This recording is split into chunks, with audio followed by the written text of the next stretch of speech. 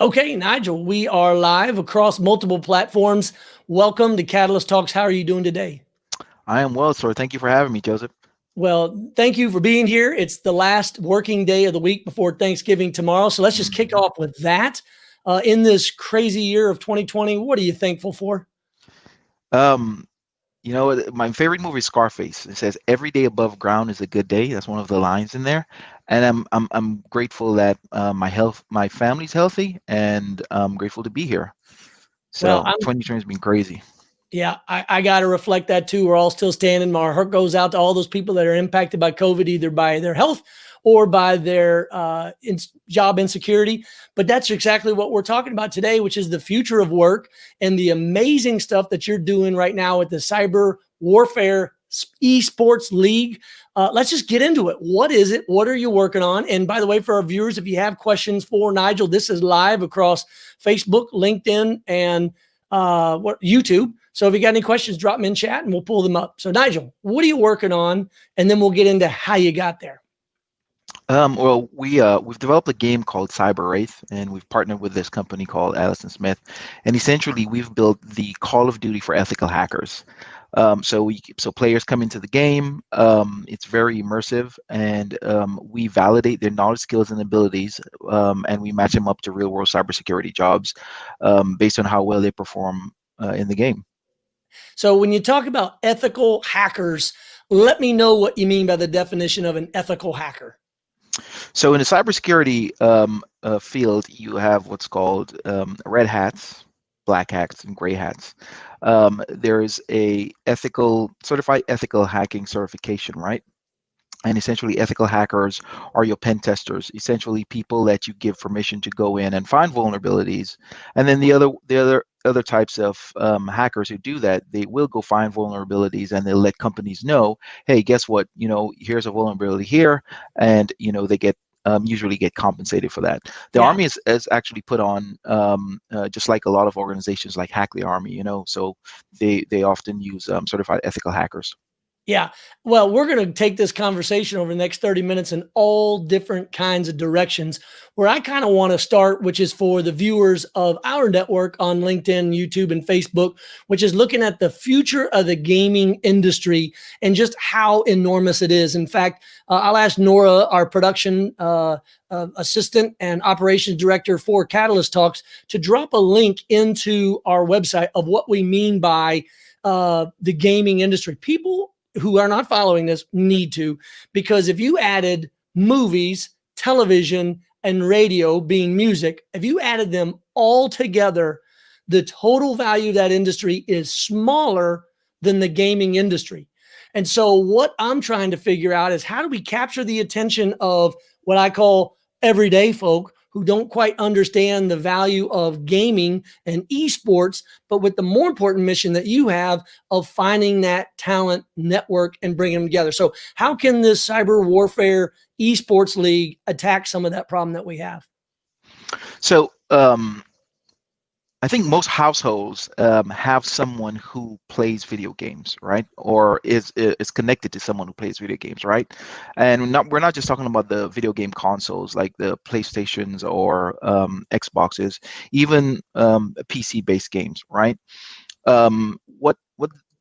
What I think that people can do in order to kind of get into this and understand the power of it is just look at your family members, look at your friends. For a long time, I was guilty of this. We'd always tell our son, hey, you know what, you spend too much time playing video games, right? Yep. And then lo and behold, you have people who are making six figures off of this, right? Yeah. And Either this is directly by designing it, or they're making six figures because they're getting paid to play those again games. paid to play it, yeah. Yep. And these are very notable people in our digital society right now, right? So esports as a medium is poised to really do some great things. So at Cyber Warrior Network, we took a look at it. Like, first of all, we didn't just want to create another matching algorithm for the cybersecurity industry, and we took a hard look and say, how are we going to bring in all of these siloed different groups. And when I talk about that, I'm talking about employers, candidates, or actual students, and then education, right? So how do we do that, and how do we validate hands-on keyboard experience? So I think there's no better way to kind of operationalize that by using esports, right, than using Yeah. esports. And they're competing and they're designing what you're talking about, right? Oh yes, absolutely. I mean, Yeah. it's huge. It's huge. And so give me an example of what some of the employers that go to these conferences say when they see the talent that is playing a game, but yet they could be a part of their team. So one of the employees, this was from our DEF CON tournament. By the way, we're the first esports program, if you would, to actually be featured at DEF CON. So we're very proud of that. But so we had a tournament, and the top 25 out of that tournament, I think it was about over 360 people registered, and then the top 25 from that event, they got an opportunity to interview with employers like Google, Hulu, and one of the things I was mentioning was, hey, how great it is to find kind of like self-taught geniuses who kind of rack and stack against people who have industry certifications and also military experience within cybersecurity. So it was a pretty good, I would say, checkpoint for us. But Right. when you're doing the customer discovery process and you hear these things, obviously it's validation, right? Well, in fact, one of our viewers, Chris, who like you is also former Air Force, has got a question. So I don't know if you can read it, but he says, what gaming companies or platforms do you admire and why? Well, I'm a die-hard PlayStation, and Call of Duty is my favorite game. I think that all of the platforms, they are really going out of their way to connect with the actual players. But I had a conversation with Razer, their gaming peripheral and laptops. They make laptops. Right. I had a conversation with their global head of gaming, and one of the things that struck me was that they really want to get to know the players and build their brand, and not just from a gaming perspective, but also kind of branch out into education. Hypersports does that. HyperX does that as well. They're really, really interested in how we can operationalize esports and then use that to kind of train and teach our future workers. So, Chris, I don't know if that answered your question specifically. Feel free to ask again. But what I'm trying to figure out now is, as this industry grows and the future of work will require more people with these skills and attributes, your esports league is one way of getting at that. What are the other warning signs or indicators that businesses need to be looking at that they don't have enough? Or what do you think you should be telling CEOs so that they know they need to be hiring now? Well, we have to cultivate talent at a much earlier stage, right? If you want to capture the hearts and minds and really keep our young people engaged, and not just young people, but just anybody looking for a different way to kind of teach themselves or break into a particular market, I think that we have to explore esports, right? Yeah. In today's day and age, it's really, really hard to really capture and keep people's attention, right? So one of the ways to do that is to really create an immersive environment, and then figure out ways to kind of extract learning data and identify pathways to different career paths. Yeah. So really what you're saying is we're going to get people excited about cybersecurity and the skills needed by treating it as a game and gamification. And then therefore you've got them hooked and you got them solving a problem before they even know it's school or it's hard or it's difficult. And I know that my friend Chris Thomas, who's listening in, he, as an active investor, wants to figure out the companies that are doing that. So what is it that investors should be looking at? And with respect to your esports league, do you have the funding that you need, or like all of us, could you use more funding? What does that look like? Oh, we could definitely use more funding. One of our biggest goals here is so the game as it is really tuned for red teams, and that's your pen testers, analysts. So that's really offensive, right? Right. We need to build the blue team version of it, which is defensive, and now you have that multi-sided operational aspect of it, right? So you can train and test and compete with your offensive folks, and then also do that on your defensive side. So we're definitely looking for partners. Who would be And examples? Who would be good examples and partners? Are you looking at the military, looking at private sector? Just let me know, and Nora will drop those names here in the chat. Oh, absolutely. I think AFWorks has started some really cool projects. So definitely the DoD military. We actually just did. We hosted a tournament with the Cyber Warefare unit out at Lackland Air Force Base, and tons of great information. So, matter of fact, when we started this, we started as a military translation tool, and now we're kind of we're looking to use the game in order to take people through on the job training. In So. fact, and I just want to interrupt, and I apologize. I want to come back to this, but you mentioned Lackland and you mentioned San Antonio. For viewers that are watching, if you're thinking about a career transition, especially in the world in cyber, it's happening in Texas and it's happening in San Antonio. In fact, Yes. if I'm not mistaken, Nigel, you actually were in a cyber position for the state of Maryland, and then you chose to come to Texas and you chose San Antonio. Can you go in a little more definition of why that path was there, and then are there other paths in other places? Oh yeah. So from 2014 to 2016, I was the Cyber Veteran Program Manager for the state of Maryland, and my job there was to help vets launch businesses and careers within cyber. So when that position kind of ended, and we had to kind of transition on, there was only one place that we thought about: San Antonio, right? The military footprint is huge, and then it's widely considered the second largest cybersecurity hub for the United States. So if you're looking to do any type of business or have any career within cybersecurity, San Antonio is a great option, and it's a lot cheaper than being in the DMV area. I'll tell you that. DMV being the DC, DC, Maryland, Maryland, Virginia. Yeah. Yeah. Not everybody is as cool as you are to know that. They were thinking the Department of Motor Vehicle, Yeah. which is a cool spot as well. All right, so let's go a little bit deeper into the idea of how these esport games actually play out. What is the user experience? What do you need to have to participate? And who is an ideal audience member? Take any one of those questions and run with it.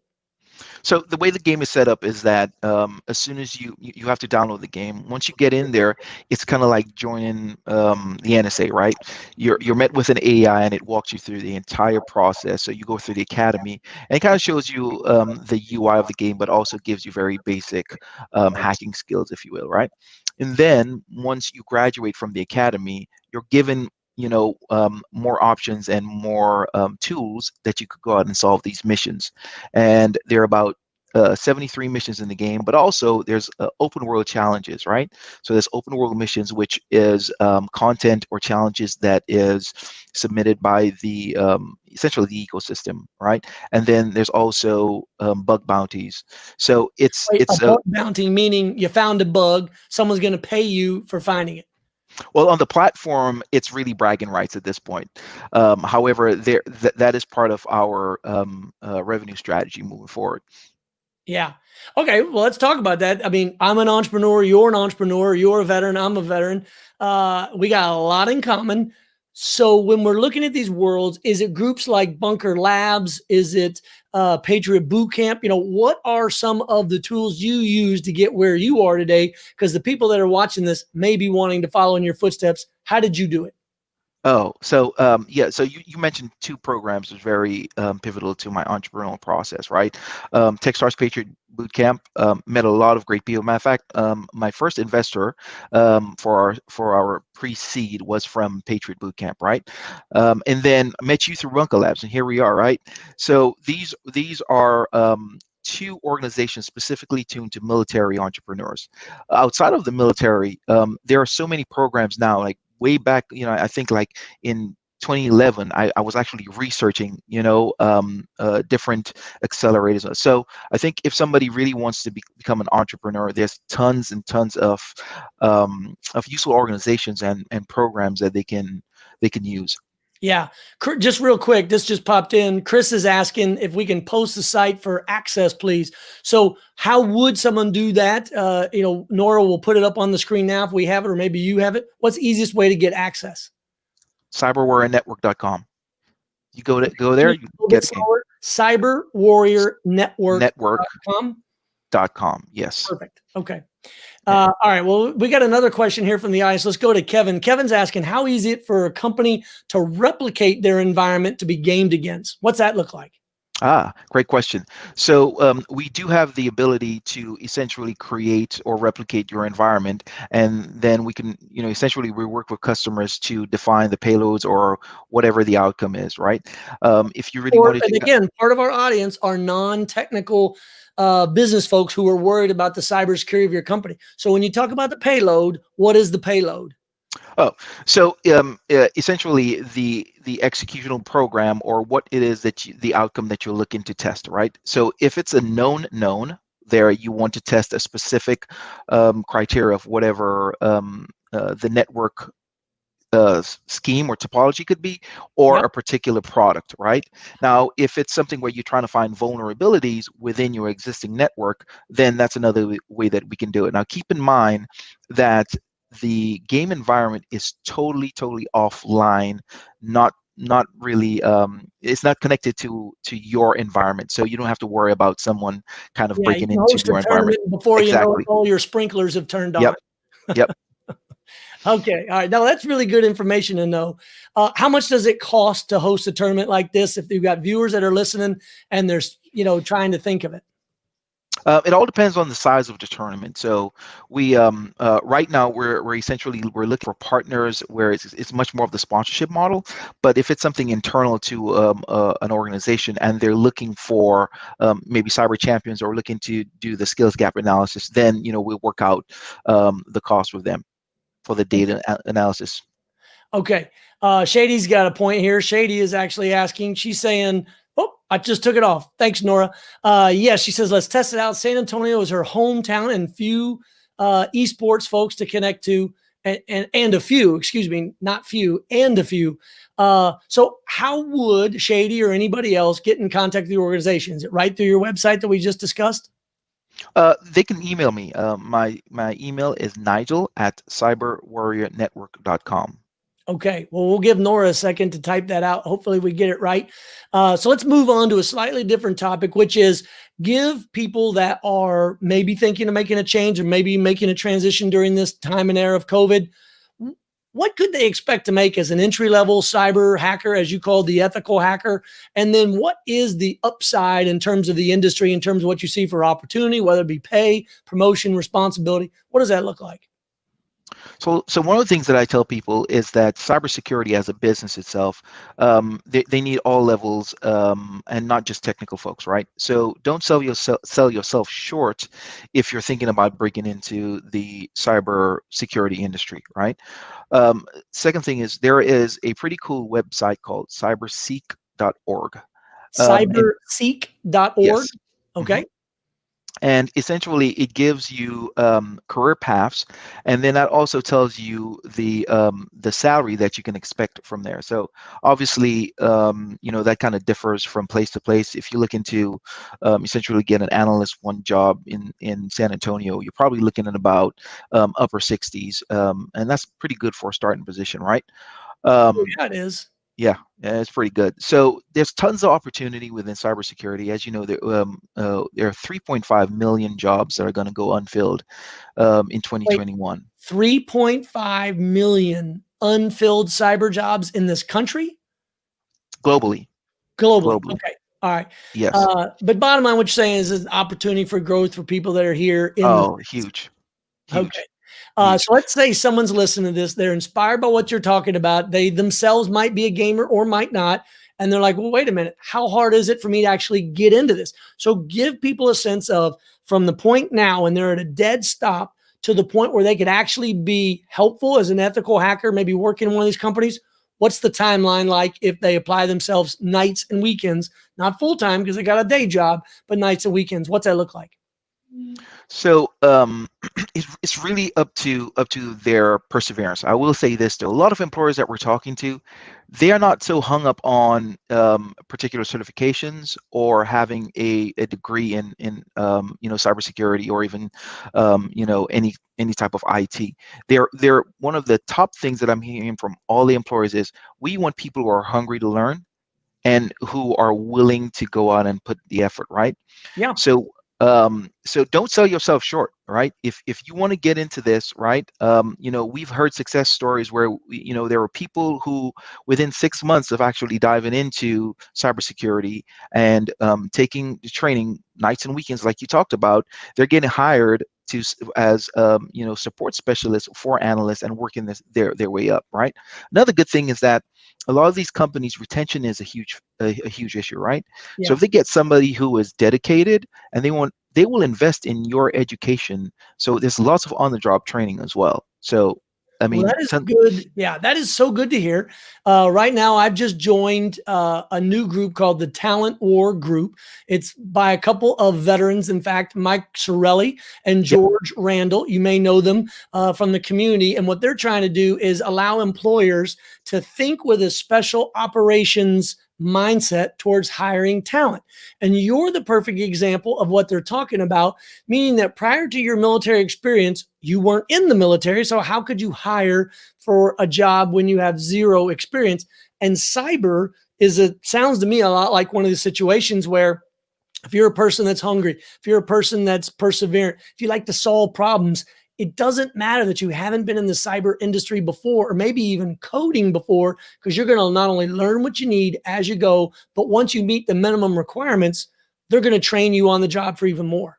absolutely. My brother, he within 2 years, I'm from the Caribbean, you know this. He came from St. Croix, and within 2 years, before he even finished his bachelor's, he was just hired by FedEx to do Before he finished his bachelor's, he's before he's already hired. finished. He was already hired by FedEx to do an analyst, cyber analyst position. So I mean, their opportunities are out there. Yeah. Yeah. Well, so let's pivot here. We're already past 20 minutes. And by the way, for those of you that are watching, Nora and I are trying to work on the latency in the system we're using called StreamYard to make sure that the audio and the video are matching perfectly. And if it is, because I'm live, I don't know, do me a favor and drop a chat that says the audio and video sounds fine. But let's pivot the conversation in the last few minutes. Let's talk about one subject near and dear to my heart, which is mentorship. I tell people all the time, people will be what they can see. If people will be what they can see is firmly imprinted in leaders' minds, they will recognize that they are setting an example, good or bad, for the people on their team. So Nigel, I'm asking you the question, who did you see growing up? Who did you see along your journey, both personal and professional, that inspired you? What caused you to become who you are today in terms of the people and the role models you have? What's that look like in your life's journey? So I've been in military 20 years, and that really has shaped who I am. Right when I first came up from the Caribbean, so when I first came up, I joined the Air Force as soon as I got up, and I have been so fortunate to have great leaders. And then when I transitioned from active duty to the reserves, which I'm in right now, and starting to deal with like essentially the corporate environment, the civilian world, I've also been very fortunate to get. So Joseph, it's an easy one for me. A lot of your success with what you and Craig did and how you guys have paved the way, I've leaned on you tons of times to and you've been a mentor to me. So just I think with my military background, plus a lot of the really good people that invest in what I am doing, and then just for the greater good, that has shaped a lot of what I do, especially internally with my team at Cyber Warefare Network. Well, I appreciate you giving the shout out to Craig Cummings. I mean, what Craig is doing right now with another veteran, Kelly Purdue, in terms of creating Moonshots Capital, which is looking at ways not exclusively to invest in veteran-led companies, but they sure do have a lot in their portfolio. Going back to the point you made about this notion of idea that it was in the military, you learned a lot of these skills. But our audience is far more than just military. And by the way, thanks to Tom and Christine for checking us on our audio and video. So Nigel, it's good to know that we're coming through loud and clear and in sync. But it's more than just understanding the role of veterans, because this audience is larger than just veterans alone. I want to be very, very clear, and I think this is what you're saying. No military experience is needed to be a part of these programs, to be a part of these efforts that you're doing. Is that right? No military, none required. Yeah. Now, it's not something that you'll shy away, but it's certainly there. Okay. So there is about a 15-second latency. I'm going to wrap things up. But if you have a question live that you want to ask Nigel, please do so now. That way it'll take about 15 seconds for it to appear on all platforms so we can ask your question. And then, Nigel, if you have time, can you stick around in case a few questions start to come in and then we do that? Absolutely. Okay, perfect. Well, while we're waiting for any questions that might come in, I want to give a personal shout out to the original founding team of the Bunker Labs outside of Chicago. So we all know the story of Todd and what he did in Chicago to be able to create, Todd Connor, to create the bunker, of which Ride Scout, Craig and I were one of the first companies to be a part of their first cohort. But what not a lot of people know is that after the success of Ride Scout, we created an outpost of the bunker here in Texas. And, you were part of those early days, but specifically Sabrina and Jonathan Watwitz, as well as Blake Hogan, they were the original founding, they were the OG, the original gangsters of the bunker, Texas. And what is so amazing is even after Blake moved on to Nashville and he opened up their chapter there, Sabrina and Jonathan stuck with it, Blake stuck with it. And now Sabrina and Jonathan are responsible for national partnerships with the bunker nationwide. And Blake Hogan is the CEO of Bunker Labs, North America, or in the United States. So It's just fabulous, this learning journey that we've been on. But so let me just wrap it here at the end as we kind of close out. We're past the 25-minute mark, but it's just because it's been a lively conversation. What did I not ask you that you'd love to share with the audience, or any other needs or asks that you might have? Oh, wait, before we get into that, Christine did just say, and again, there's always that latency. Can you bring it up, Nora? Thank you. She's saying, what are some computer skills are more important for students to gain as we prepare for the new normal of doing everything online? So there you go. It's kind of a computer question, a COVID question. Take it wherever you want, Nigel. So I think it's much more of a interpersonal skills rather than actual computer hands-on keyboard, because you can learn that, right? I think even for me, it's very weird. When I first started doing a lot of stuff online, I had to remind myself, hey, look up to the camera, right? And making sure that you have the right posture. So I think, So I think that's the one thing that I would say, even over, like actual hands-on keyboard experience. Interesting. Well, that's a good observation, Christine. I hope that got to the point, which is you can learn the skills of coding and cyber, but what I'm hearing Nigel say is that the most important skills are still the people skills, no matter what industry that you're in. So what a very nice way to end this. So unless there's any other questions, I was getting ready to ask you, what are the closing thoughts or asks that you might have of the audience? Because again, this will live on YouTube, Facebook, as well as on LinkedIn. So we are definitely looking for partners, and we are raising around, right? So if you're interested, or even if you would like us to host a tournament for you, we can do that. We're doing these at no cost for education or schools. We have our next event is on December 18th, and that's with Priority Charter High Schools here in Austin. Okay. So find me on LinkedIn, Nigel LeBlanc, or you can send me a note, nigel@cyberwarriornetwork.com. And the last thing I will say is thank you to you, Joseph. I appreciate this. Going back to our question, talking about COVID, I think COVID has humanized business. Although we are connecting through bits and bytes, it's still, like on every call, people will take the time, hey, how are you doing? How's your family doing? So thank you for what you've done all throughout this whole pandemic, and just keep doing what you're doing. I appreciate that. Well, I do appreciate you recognizing that, and thanks for it. And again, it's what entrepreneurs do. We had to figure out, all of us had to figure out very quickly. Let me rephrase. Many of us had to figure out how to retool what we do. A lot of our peers, as you know, still had to go into work every single day as key and essential workers. But having to figure out how to live in this new normal online is different, and it is uncomfortable for a lot of people. And I'm going to miss actually looking people in the eyes when I talk to them, as opposed to staring at the camera, because it's just the nature of how it goes. But I appreciate those comments. In fact, maybe Nora and I should do kind of a before and after of our videos, you know, from the early days of Catalyst Talks, just 6-7 months ago, to what we've got going now with the awesome production capability that she provides in the background, as well as the on-screen interaction and the audience asking questions. It's a far cry from when I got Zoom bombed in my very first conversation, or one of my first conversations with Eric Brennis. Oh, that was just terrible. But anyway, we all live and learn. So, Nigel, have a great week, especially during this weekend of Thanksgiving.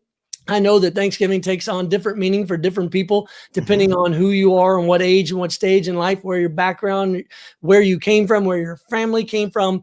But if we can take one thing away from it, which is to show gratitude for those of us in our lives, those loved ones around us, and for us this year, for I hope all people, for the amazing work being done by frontline workers in this fight against COVID, and always remembering those that have lost out through job security. But you have provided a great path forward for those people. So for that, Nigel, thank you very much for being here on Catalyst Talks. Enjoy your weekend. Give my best to everybody, and I'll see you soon, hopefully sooner, if we can get past COVID. Thank you. Appreciate that, Julian. All right. Take care. Bye-bye. Take care. I'll shut this. Nora, do you want to take us home? You take it. You can shut off. That way I'll keep looking and smiling at Nigel.